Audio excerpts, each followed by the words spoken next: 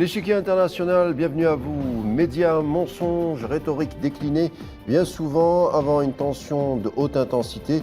Généralement, quand l'image d'une nation est prise pour cible, souvent riche et à leur tête des récalcitrants à la doxa occidentale, c'est que derrière, les intérêts stratégiques sont dans la ligne de mire des décideurs du Nord. Les exemples sont pléthores si on se cantonnait à la décennie écoulée.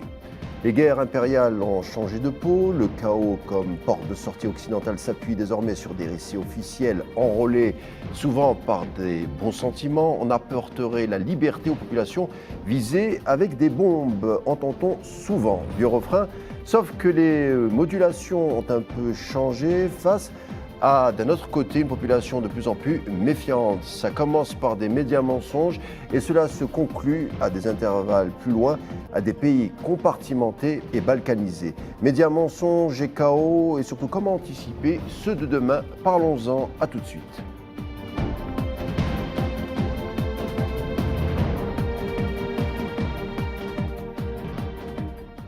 Les foyers de tension, c'est aux guerres ou celles en devenir, elles ne manquent pas avec leur lot de malheurs. Souvent, leurs causes sont cachées par certains grands médias occidentaux qui forgent, dû à leur impact, les opinions mondiales. Quoi qu'on en dise, parlons-en avec le journaliste fondateur du site Investic Action, Michel Collomb. Bonsoir. Bonsoir. Merci d'avoir accepté notre invitation. Avec plaisir, toujours. On a beaucoup de choses à nous dire. Alors, tout d'abord, un mot d'actualité pour débuter. La Syrie, une année après la chute du président Bachar al-Assad, une partie de la population est en train de célébrer l'événement sur la place des Omeyyades à Damas. Ahmed al-Sharra, le président par intérim, a réussi à obtenir, semble-t-il, des victoires diplomatiques, surtout après avoir été reçu à la Maison-Blanche par Donald Trump. Vous êtes exprimé, vous, à l'époque, sur la Syrie en disant qu'elle était dans le viseur des plans américains et des sionistes.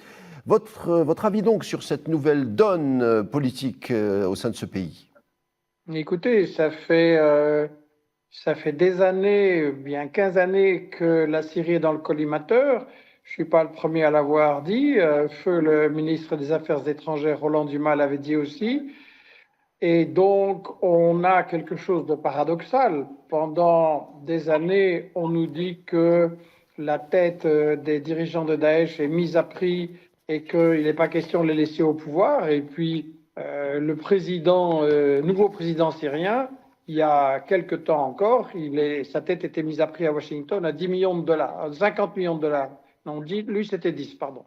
Je confonds avec Maduro. Enfin, voilà. Je ne sais pas si vous m'entendez bien avec un écho énorme. On vous reçoit très bien. Il semblerait qu'on ait un souci avec la connexion de Michel Collomb. Est-ce que vous nous recevez, Michel? Moi, je vous entends bien.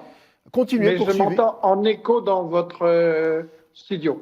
La régie va tenter justement d'améliorer le son dans quelques secondes. Mais poursuivez, Michel Collomb, au sujet de la Syrie. Sur la Syrie, je pense qu'on a une démonstration de plus, si nécessaire, que les prétextes sont faits pour s'en servir et que, en fait, comme le disait un président des États-Unis, c'est un salaud, mais c'est notre salaud. Et donc, qu'on soit terroriste, qu'on soit trafiquant, ça n'est pas grave, du moment qu'on obéit à Washington.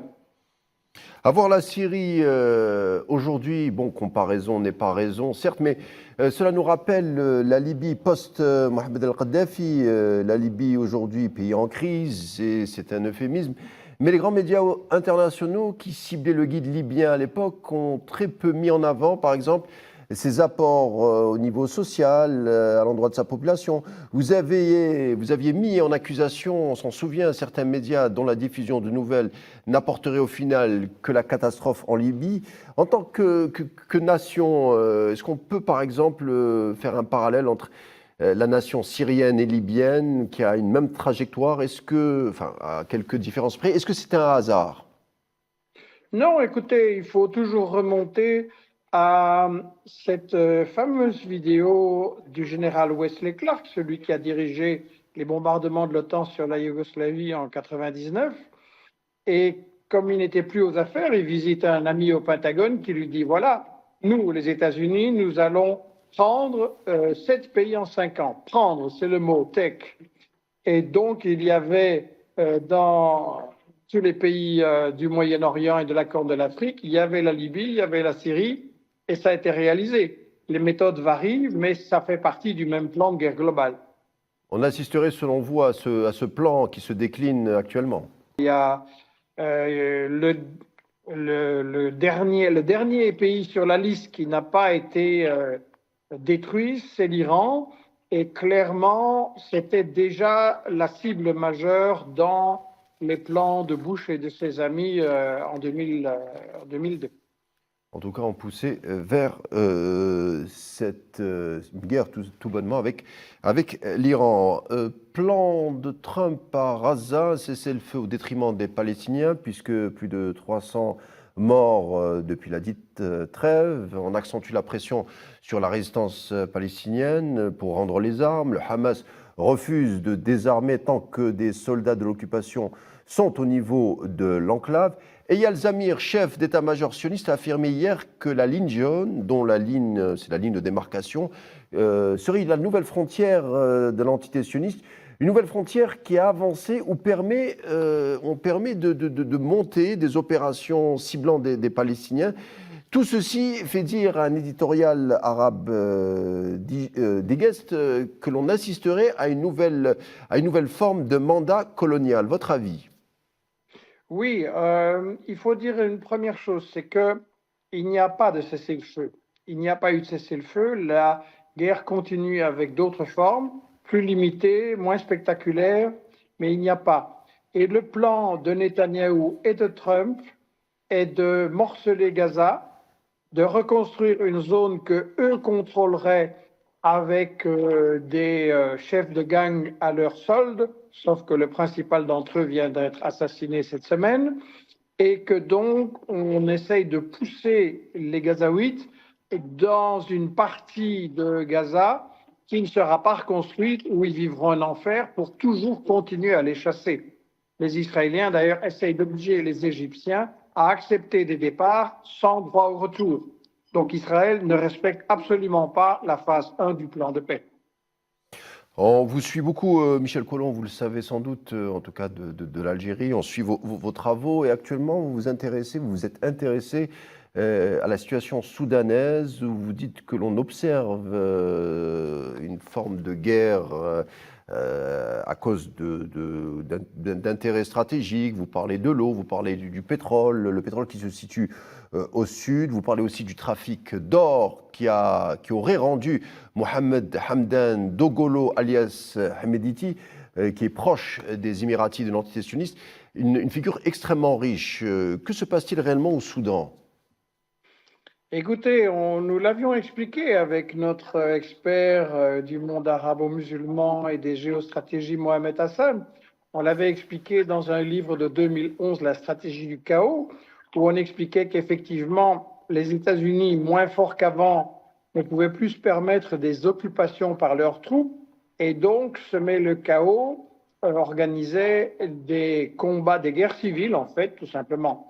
Et donc, on a vu ça au Soudan pour les mêmes objectifs stratégiques et avec les mêmes méthodes.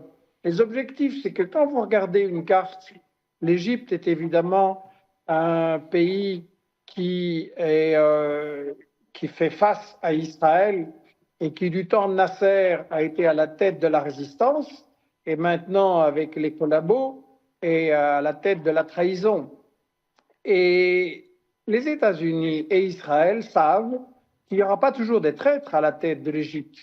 Et donc, il s'agit de contrôler ce pays et de l'affaiblir. Et comme l'économie, l'agriculture, l'énergie de l'Égypte dépend beaucoup du Nil, que les sources du Nil sont au Soudan et dans une série d'autres pays, contrôler le Soudan, fragmenter le Soudan comme Israël l'a fait avec les États-Unis, c'est une manière de tenir le contrôle sur l'Égypte. C'est une première raison.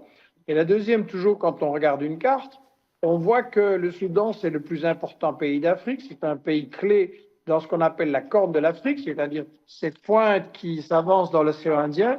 Et l'océan Indien, comme nous l'expliquions déjà dans ce livre, est le champ de bataille majeur de la bataille économique du XXIe siècle. C'est-à-dire que pour contrôler des pays et les empêcher de contester la domination économique des USA, il faut contrôler leurs routes maritimes.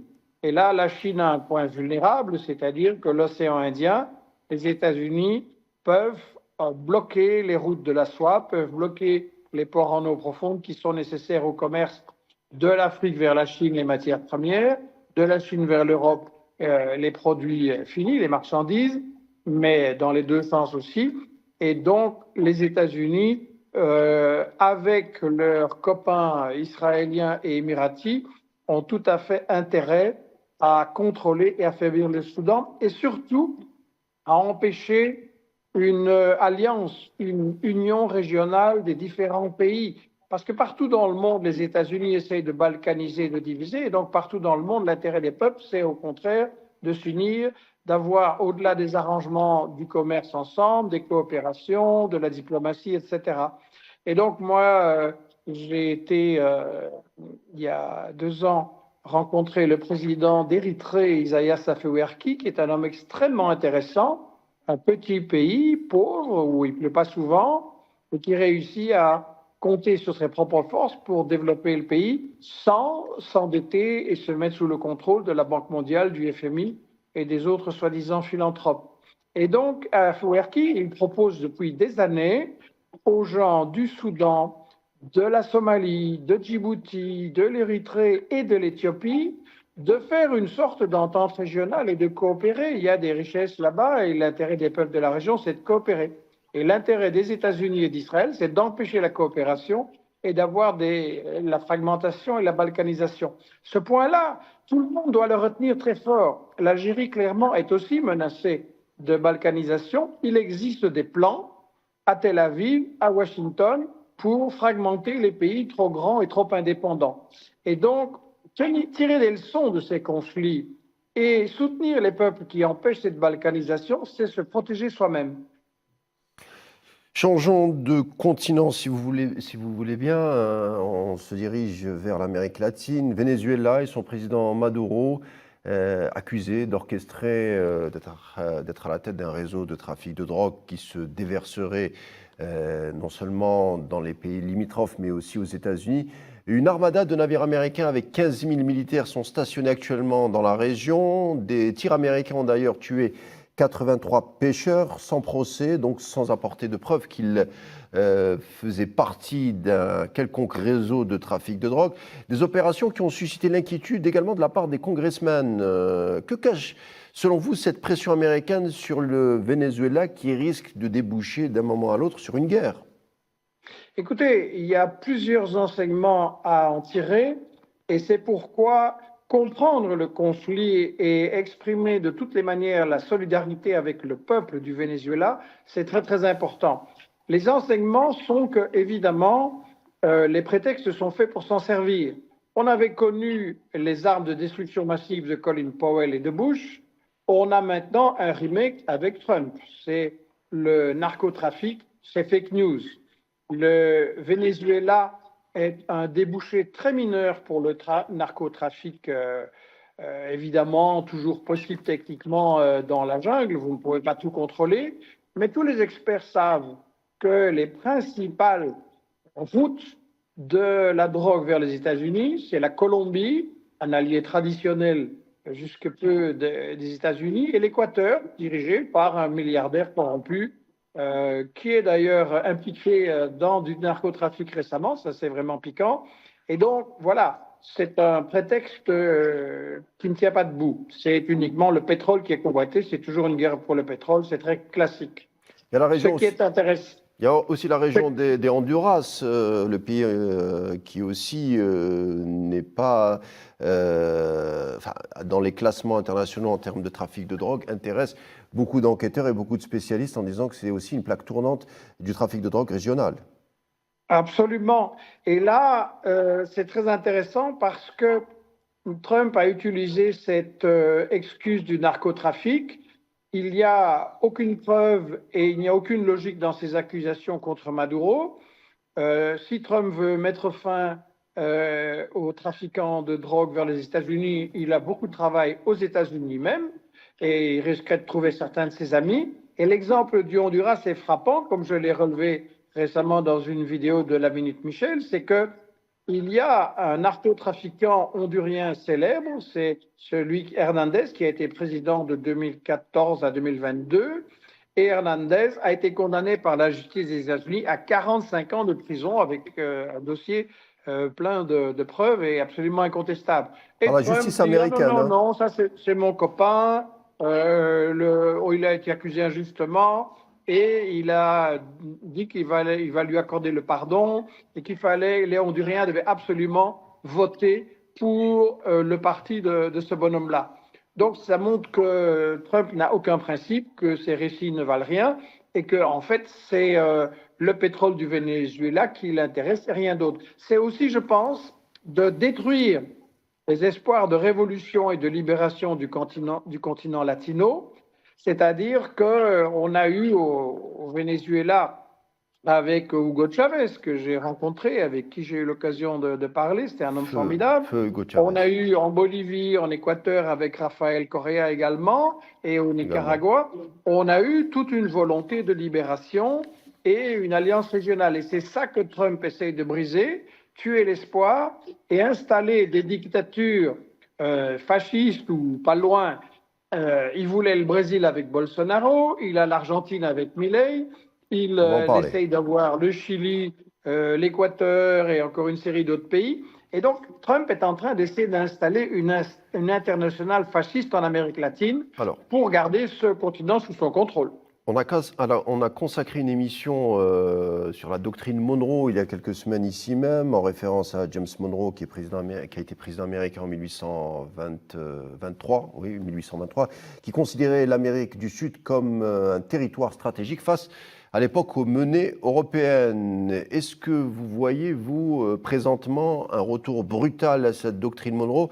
Il semble que d'après une déclaration récente, elle émane de Peter Hegseth, qui est le numéro 1 du Pentagone, qui l'a dit il y a 2-3 jours, le continent américain, c'est notre voisinage et nous le protégerons. Protéger contre quoi cette fois-ci? La Chine?